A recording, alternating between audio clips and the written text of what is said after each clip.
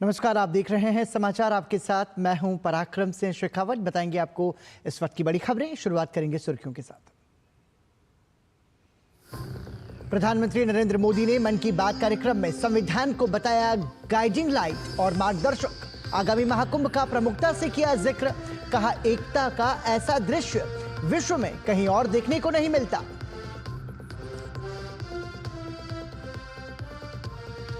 प्रधानमंत्री ने मलेरिया और कैंसर जैसी बीमारियों पर हालिया रिपोर्ट को बताया संतोषजनक। कहा, विज्ञान, स्वास्थ्य और शिक्षा के क्षेत्र में देश तेजी से बढ़ रहा है आगे। जम्मू कश्मीर, हिमाचल और उत्तराखंड में हो रही है बर्फबारी से मैदानी इलाकों में हाड़ कपा देने वाली ठंड। दिल्ली समेत उत्तर भारत में आज से घने कोहरे का ऑरेंज अलर्ट जारी।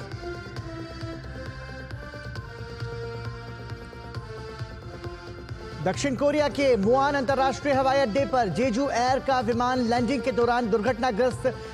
विमान में सवार 181 लोगों में से 2 को छोड़कर सभी के मारे जाने की आशंका।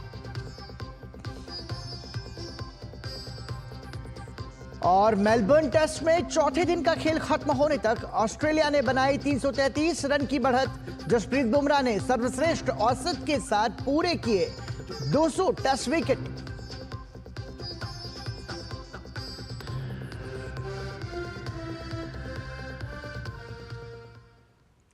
और सुर्खियों के बाद खबरों पर नजर विस्तार से। प्रधानमंत्री नरेंद्र मोदी ने मन की बात कार्यक्रम में राष्ट्र को संबोधित करते हुए कहा कि संविधान समय की हर कसौटी पर खरा उतरा है। उन्होंने कहा कि संविधान हमारे लिए गाइडिंग लाइट है और हमारा मार्गदर्शक है। प्रधानमंत्री ने कहा कि इस वर्ष संविधान दिवस के अवसर पर कई गतिविधियां शुरू हुई हैं जो पूरे साल भर चलती रहेंगी।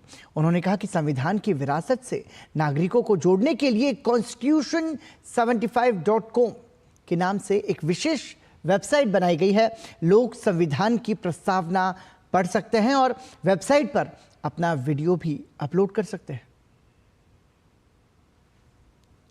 2025 में 26 जनवरी को हमारे संविधान को लागू हुए 75 वर्ष होने जा रहे हैं। हम सभी के लिए बहुत गौरव की बात है।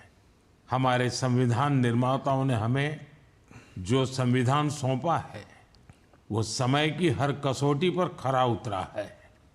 संविधान हमारे लिए गाइडिंग लाइट है, हमारा मार्गदर्शक है। ये भारत का संविधान ही है जिसकी वजह से मैं आज यहाँ हूँ, आपसे बात कर पा रहा हूँ।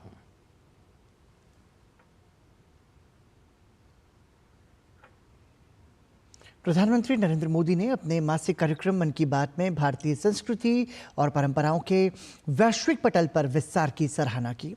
उन्होंने प्रयागराज में आयोजित होने वाले भव्य कुंभ को भारतीय संस्कृति का सच्चा परिचायक और एकता का सूचक बताया, तो वहीं दूर दराज के देशों में भारत की सांस्कृतिक विरासत के विस्तार पर प्रसन्नता व्यक्त की। आगामी 13 जनवरी से प्रयागराज में सबसे बड़े धार्मिक समागम महाकुंभ का आयोजन होने जा रहा है, जो 45 दिनों तक चलेगा। प्रधानमंत्री नरेंद्र मोदी ने अपने कार्यक्रम मन की बात में आगामी महाकुंभ की प्रमुखता से चर्चा की।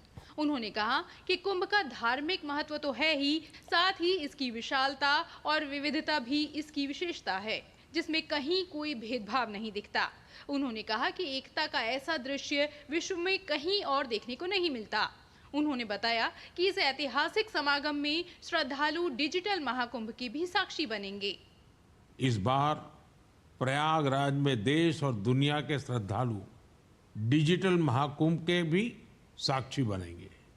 डिजिटल नेविगेशन की मदद से आपको अलग अलग घाट, मंदिर, साधुओं के अखाड़ों तक पहुंचने का रास्ता मिलेगा।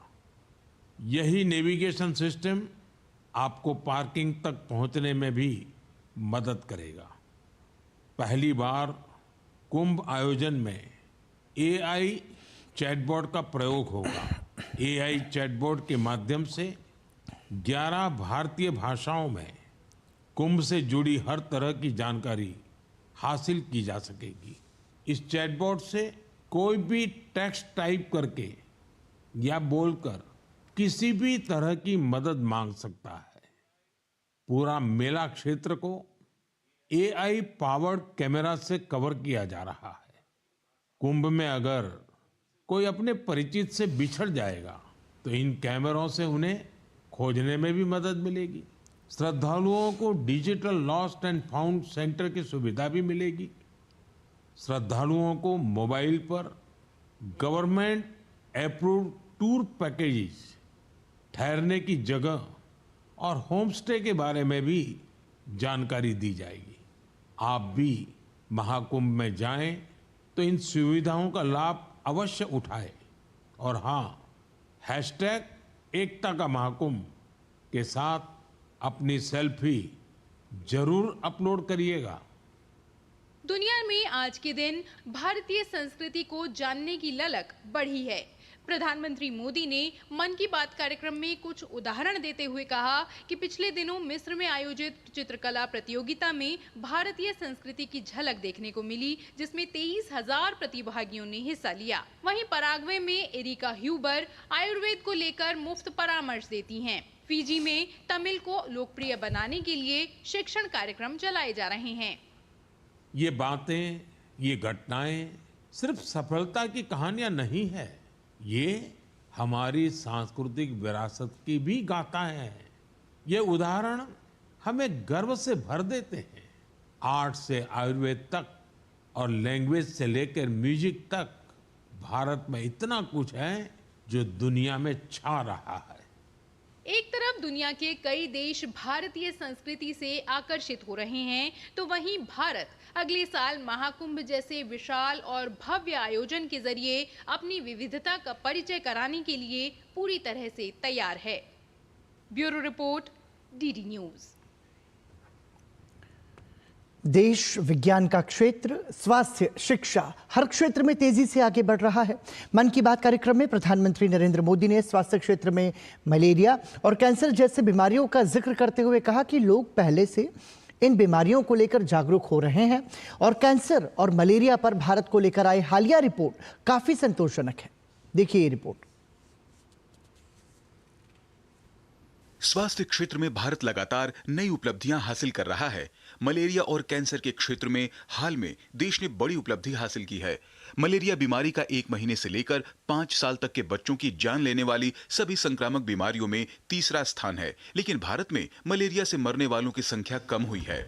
विश्व स्वास्थ्य संगठन की रिपोर्ट के अनुसार भारत में 2015 से 2023 के बीच मलेरिया के मामलों और इससे होने वाली मौतों में 80% की कमी आई है। इस सफलता में जन भागीदारी ने जहां अहम भूमिका निभाई है, वहीं तकनीक और सोशल मीडिया का भी लोगों ने इस दिशा में सहारा लिया है। मन की बात कार्यक्रम में देश के कई कोनों में किए जा रहे प्रयासों का उदाहरण देते हुए प्रधानमंत्री मोदी ने मलेरिया के खिलाफ जंग को और तेज करने की बात कही। असम में जोरहाट के चाय बागानों में मलेरिया 4 साल पहले तक लोगों की चिंता की एक बड़ी वजह बना हुआ था, लेकिन जब इसके उन्मूलन के लिए चाय बागान में रहने वाले एकजुट हुए तो इसमें काफी हद तक सफलता मिलने लगी। अपने इस प्रयास में उन्होंने टेक्नोलॉजी के साथ साथ सोशल मीडिया का भी भरपूर इस्तेमाल किया है। इसी तरह हरियाणा के कुरुक्षेत्र जिले ने मलेरिया पर नियंत्रण के लिए बड़ा अच्छा मॉडल पेश किया। यहाँ मलेरिया की मॉनिटरिंग के लिए जन भागीदारी काफी सफल रही है। नुक्कड़ नाटक और रेडियो के जरिए ऐसे संदेशों पर जोर दिया गया जिससे मच्छरों की ब्रीडिंग कम करने में काफी मदद मिली है। देश भर में ऐसे प्रयासों से ही हम मलेरिया के खिलाफ जंग को और तेजी से आगे बढ़ा पाए हैं। कैंसर बीमारी को लेकर लोगों में जागरूकता बढ़ी है। भारतीय लोग अब कैंसर का इलाज समय पर करवा पा रहे हैं। दुनिया की प्रतिष्ठित मेडिकल जर्नल लैंसेट के अनुसार भारत में कैंसर का इलाज समय पर शुरू होने की संभावना काफी बढ़ गई है। 30 दिनों के भीतर कैंसर का इलाज शुरू होने में आयुष्मान भारत योजना की अहम भूमिका सामने आ रही है। इस योजना के कारण 90% मरीज समय से अपना इलाज शुरू करवाने में सक्षम हुए हैं। प्रधानमंत्री ने कहा कि आयुष्मान भारत योजना कैंसर के इलाज में मददगार साबित हो रही है। सबके प्रयास से कैंसर को हराने का संकल्प और मजबूत हुआ है। इस सफलता का क्रेडिट उन सभी को जाता है जिन्होंने जागरूकता फैलाने में अपना अहम योगदान दिया है। कैंसर से मुकाबले के लिए एक ही मंत्र है, अवेयरनेस, एक्शन और एश्योरेंस। अवेयरनेस यानी कैंसर और इसके लक्षणों के प्रति जागरूकता, एक्शन यानी समय पर जांच और इलाज, एश्योरेंस यानी मरीजों के लिए हर मदद उपलब्ध होने का विश्वास। आइए हम सब मिलकर कैंसर के खिलाफ इस लड़ाई को तेजी से आगे ले जाएं और ज्यादा से ज्यादा मरीजों की मदद करें। केंद्र सरकार के प्रयास के कारण आम जनता पहले के मुकाबले मलेरिया, कैंसर, टीबी और अन्य बीमारियों से अब काफी लड़ रही है। सरकार की स्वास्थ्य संबंधी योजनाओं और बीमारियों के प्रति बढ़ती जागरूकता से देश स्वस्थ भारत के लक्ष्य की ओर तेजी से बढ़ रहा है। Bureau report, DD news. 2024 में खेल के क्षेत्र में भारत ने कई उपलब्धियां हासिल की हैं। क्रिकेट, शतरंज, पेरिस ओलंपिक और पैरालंपिक में भारत ने झंडे गाड़े हैं। मन की बात में प्रधानमंत्री नरेंद्र मोदी ने बस्तर में हुए अनोखे ओलंपिक का जिक्र कर स्थानीय खेल प्रतिभाओं को आगे बढ़ाने के अवसर देने को कहा है, जिससे कि वो आने वाले समय में राष्ट्रीय और अंतर्राष्ट्रीय स्तर पर भारत का नाम रोशन कर सकें। साथ ही प्रधानमंत्री ने साइकिलिंग के जरिए फिटनेस को जीवन का हिस्सा बनाने को कहा है।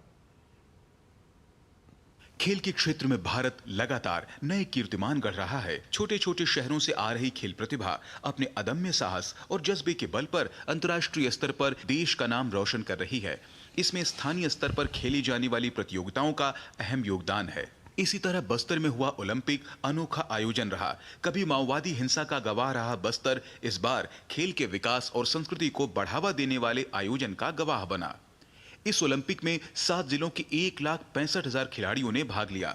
इस आयोजन में जहां अलग अलग तरह के खेलों में खिलाड़ियों ने अपनी प्रतिभा का परचम लहराया, वहीं बस्तर की समृद्ध संस्कृति की झलक भी देखने को मिली। एथलेटिक्स, तीरंदाजी, badminton, football, hockey, weightlifting, karate, kabaddi, kho kho और वॉलीबॉल, हर खेल में हमारे युवाओं ने अपनी प्रतिभा का परचम लहराया है। कारी कश्यप जी की कहानी मुझे बहुत प्रेरित करती है। एक छोटे से गांव से आने वाली कारी जी ने तीरंदाजी में रजत पदक जीता है। एक समय नक्सली प्रभाव में आए पुनेम जी आज व्हील चेयर पर दौड़कर मेडल जीत रहे हैं। उनका साहस और हौसला हर किसी के लिए प्रेरणा है।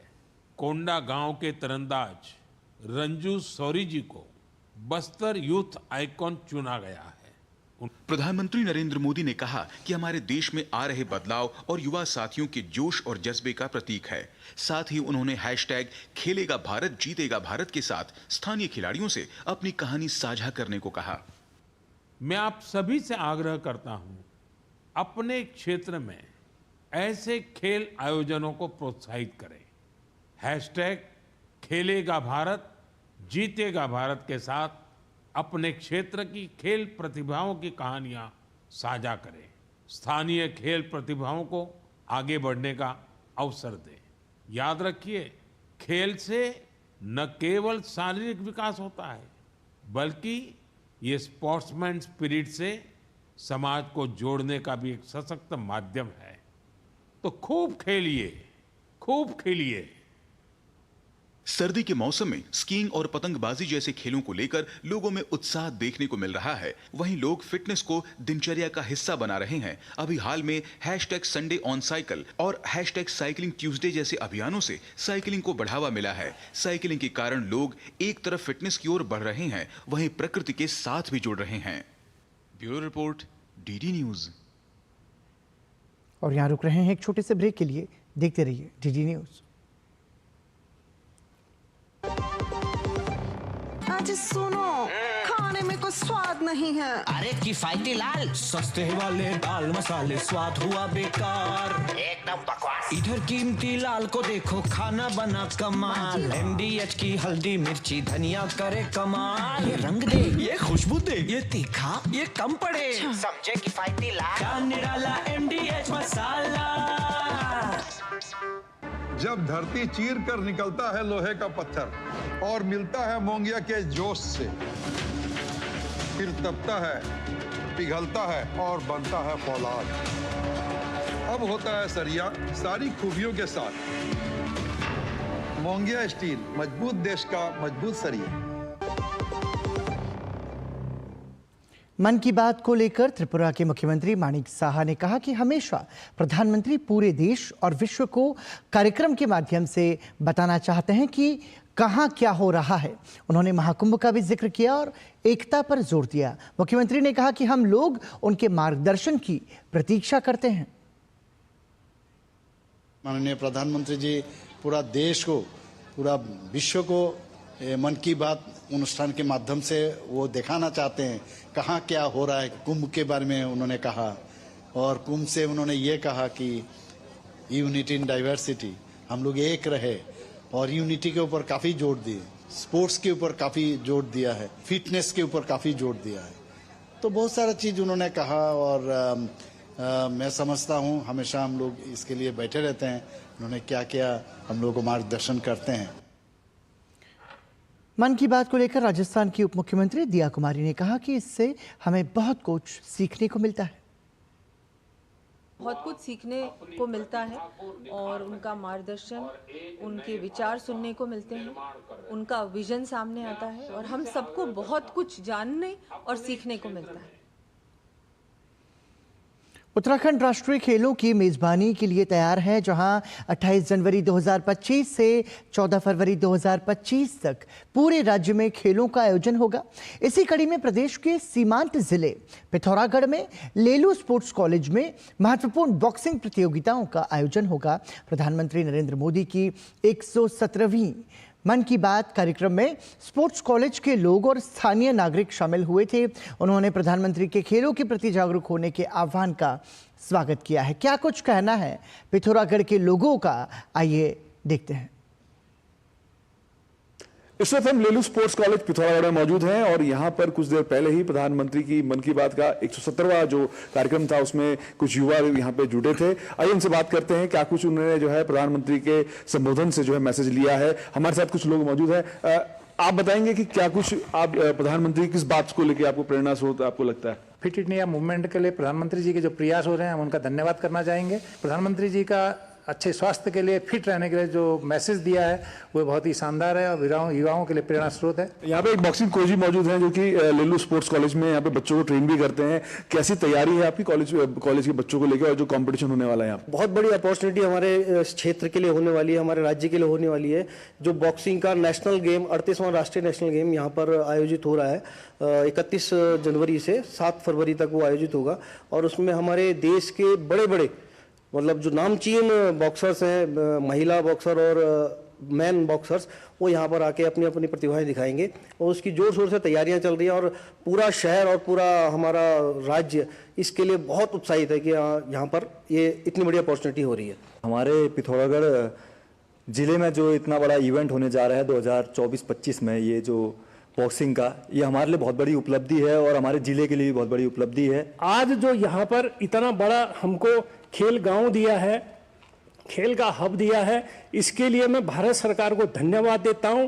38वां जो राष्ट्रीय बॉक्सिंग प्रतियोगिता जो यहाँ पर हो रही है, हमारी खेल प्रतियोगिताओं को, हमारी खेल प्रतिभा को आगे को मौका मिलेगा। नेशनल स्पोर्ट्स गेम आने के बाद कई बच्चों को अब इंस्पिरेशन इस तरीके से है कि उत्तराखंड से भी एक बहुत टॉप क्लास के एथलीट बन सकते हैं, चाहे वो उन्मुख चंद हो, चाहे ऋषभ पंत हो, चाहे लक्ष्य सेन हो।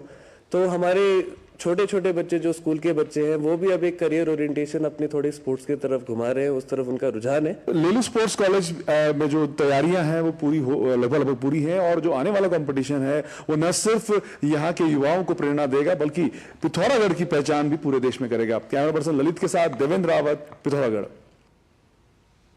महाकुंभ में संत महात्माओं और श्रद्धालुओं की सुरक्षा को लेकर पुख्ता इंतजाम किए जा रहे हैं। पुलिस, पीएसी और पैरामिलिट्री फोर्स के साथ ही एनडीआरएफ की 20 टीमों को भी लगाया गया है।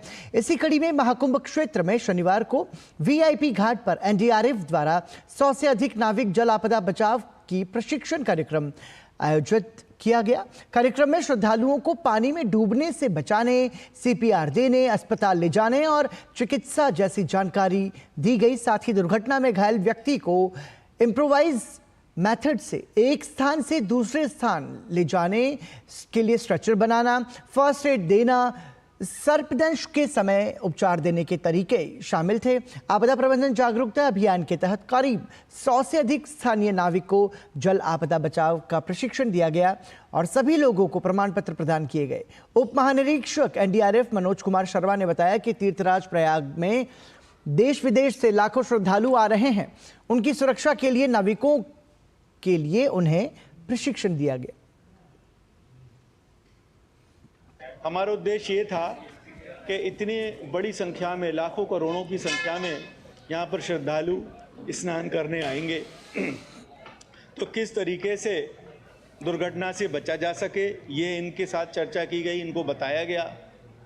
और अगर कोई दुर्घटना हो जाती है तो उसमें बिना पैनिक किए हुए किस तरीके से NDRF, जल पुलिस और जो अन्य संस्थाएं हैं वो किस तरीके से इनको सहयोग प्रदान करें, इसके बारे में बताया गया। और अगर कोई दुर्घटना हो जाती है तो डूबते व्यक्ति को कैसे हम सहारा दें, कैसे उसकी जान बचाएं और कैसे जो लोकल संसाधन हैं या जो सामग्री यहाँ से प्रशासन के द्वारा या इनकी बोटों पर होती है, जैसे ट्यूब हैं, लाइफ बॉय वगैरह हैं, उनका कैसे उपयोग किया जाए, ये यहाँ पर सारा बताया गया।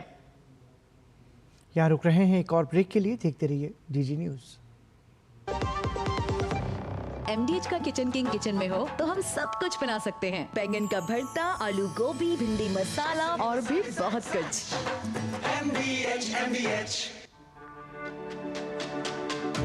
मेरी पसंद, मेरी पसंद, मेरी पसंद, मेरी पसंद, हमारी पसंद, हम सबकी पसंद। मजबूत देश का मजबूत सरिया मोंगिया स्टील।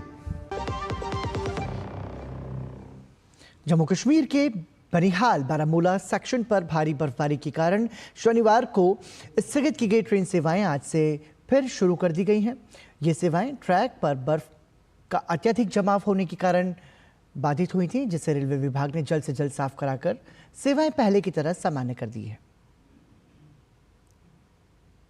उत्तराखंड के उच्च हिमालयी क्षेत्रों में लगातार हो रही भारी बर्फबारी के बाद बद्रीनाथ धाम और केदारनाथ धाम बर्फ की चादर से ढक गए हैं।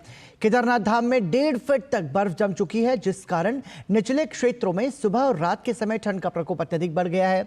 कई दिनों की लगातार बर्फबारी के बाद आज केदारनाथ धाम में हल्की धूप खिली है, जिससे ठंड से थोड़ी राहत मिली है। वहीं उत्तराखंड के मौसम विज्ञान केंद्र ने कड़ाके की ठंड का येलो अलर्ट जारी किया है। और जम्मू कश्मीर, हिमाचल और उत्तराखंड में लगातार हो रही बर्फबारी से मैदानी इलाकों में हाड़ कपा देने वाली ठंड पड़ रही है। रिकॉर्ड बारिश और बर्फबारी से पूरे उत्तर और मध्य भारत में ठिठुरन बढ़ गई है। सर्दी के साथ ही कोहरा भी सितम ढा रहा है। मौसम विभाग ने आज से राष्ट्रीय राजधानी दिल्ली क्षेत्र समेत उत्तर भारत में घने कोहरे का ऑरेंज अलर्ट जारी किया है। मौसम विभाग के अनुसार आज भी उत्तर प्रदेश, बिहार, मध्य प्रदेश और महाराष्ट्र के कई इलाकों में भारी बारिश होने की संभावना है।